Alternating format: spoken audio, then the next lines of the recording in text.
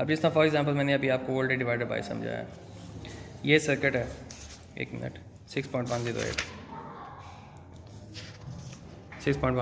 ये सर्किट है, ठीक है।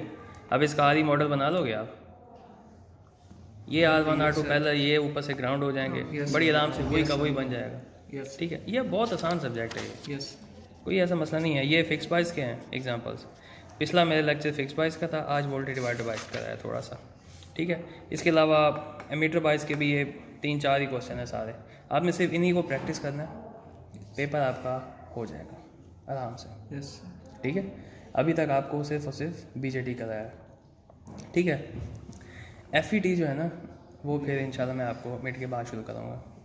FET में भी उसका DC एनालिसिस होगा, AC एनालिसिस होगा, और जो MOSFET है उसको मैं फिर ज़्यादा थोड़ा सा स्क्वीज़ कर दूँगा क्योंकि आपका लंबा ना हो जाए काम, क्योंकि उसके बाद फिर फ्रीक्वेंसी एनालिसिस भी है, और उसके बाद एंड पे क्या है यार आखिरी टॉपिक, ऑप एम्प्स, वो भी है। ऑप एम्प्स वैसे पढ़े हैं आपने थोड़े से कोई?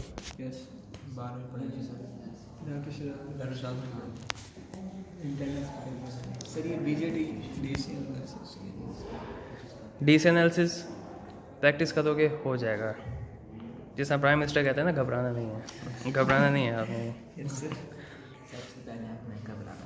हाँ घबराना नहीं है, इजी होगा चलना।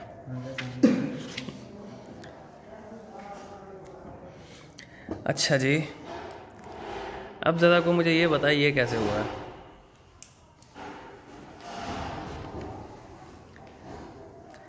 कॉमन एमीटर बाइस कॉन्फ़िगरेशन, एमीटर बाइस में मैंने आपको बताया था फिक्स्ड बाइस ही होता था, इसके नीचे एक रेजिस्टेंस आदि लगा देते थे।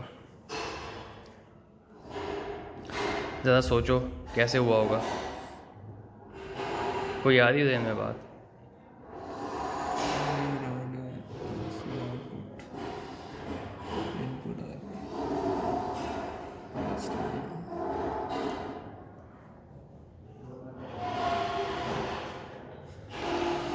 ऑनलाइन सुनने वाले आप लोग भी सोचो।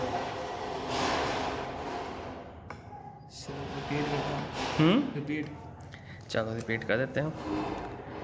जब भी इस तरह का मॉडल बनाना हो ना, सबसे पहले आप पता है क्या करेंगे, ये जो ट्रांजिस्टर है ना इसको उठा के यहाँ पे ऐसे ठोक देंगे, ठीक है।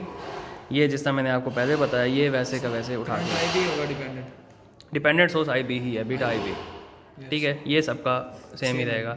जब आपके पास ये रेजिस्टेंस, हाँ बीटा IB और बीटा RE और बीटा IB ये सेम हो गया। ये हम पिछले जब RE मॉडल हमने पढ़ा था ना, उसके अंदर हम ये चीज़ बता चुके हैं कि ये क्यों होगा इस तरह। एक दफ़ा वो पढ़ेंगे आपको क्लियर हो जाएगा।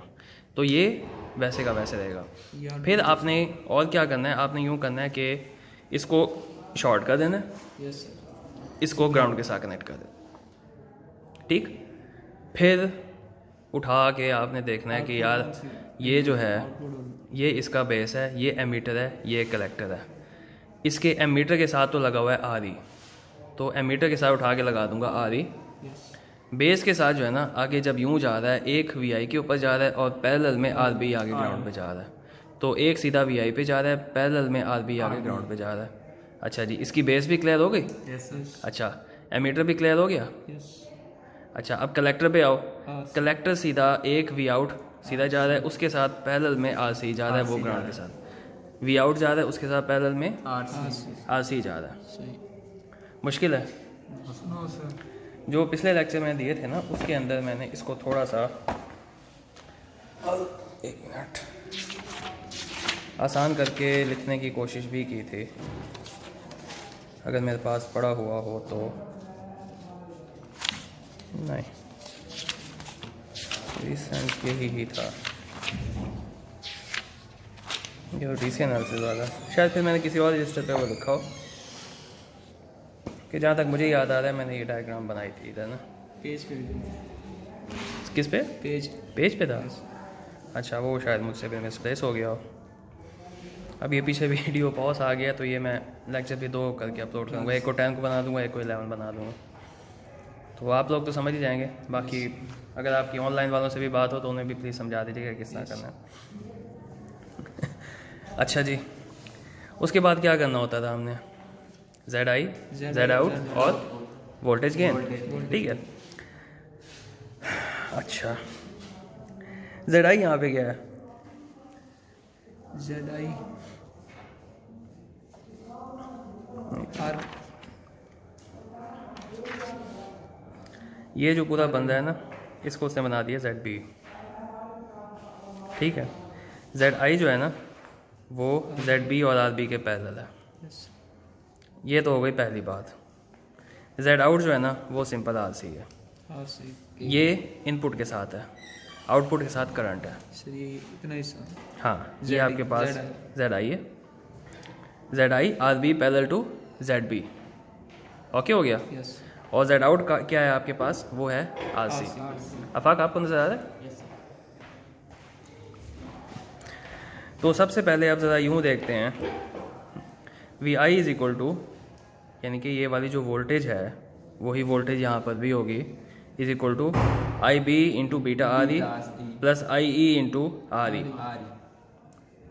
ओके हो गया यस सर, यहाँ तक बात। अच्छा अब आई ई किसके इक्वल होता है?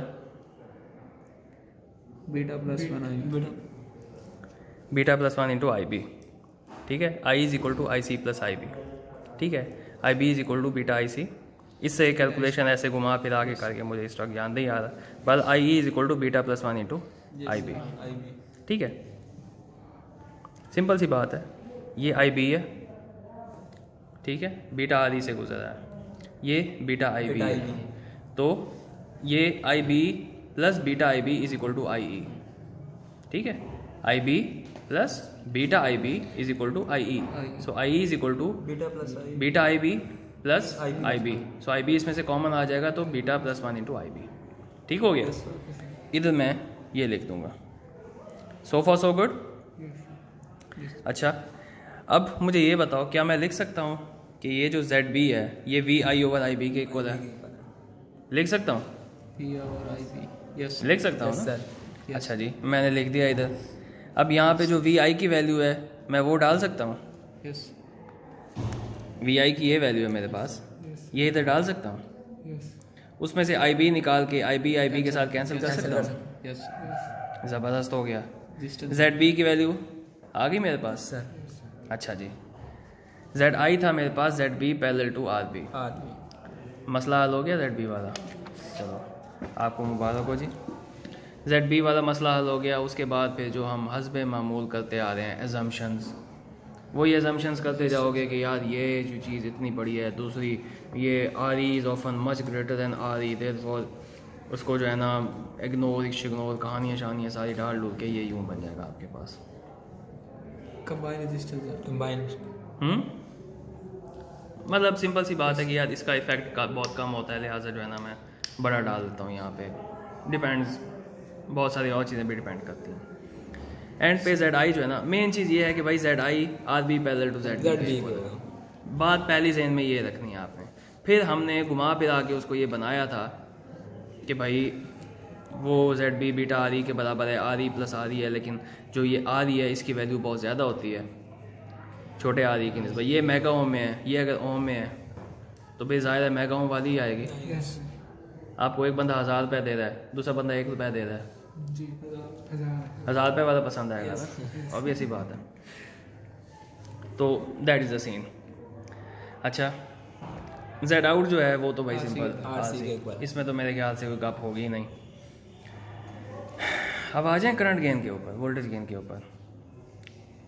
अच्छा जी, अच्छा ये जो इफेक्ट ऑफ आर ओ है ना, इसको भी थोड़ी देर के लिए रोक दो। इस पे ये बड़ी लंबी कैलकुलेशन है, अभी हम इस पे नहीं जा रहे, इसको ज़्यादा रोक दो। हम फिलहाल बस अपने बेसिक स्ट्रॉन्ग कर रहे हैं, उसके बाद फिर मैं FAT स्टार्ट करा दूँगा आपको। Got it?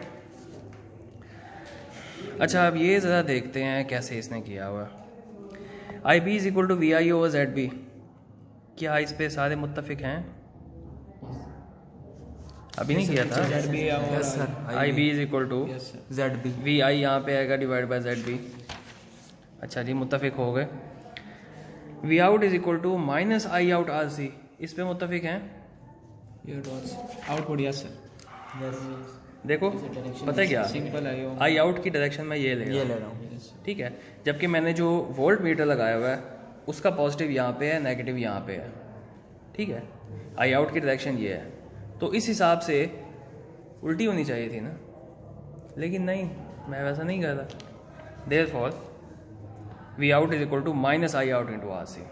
Are C reverse. ये हो गया, Yes, sir. इसमें से जो करंट गुजरा है वो क्या था, रिवर्स मैंने Reverse किया हुआ है यहाँ पे। ओके हो गया यहाँ तक बात। और इसकी वैल्यू क्या थी, बीटा आई बी।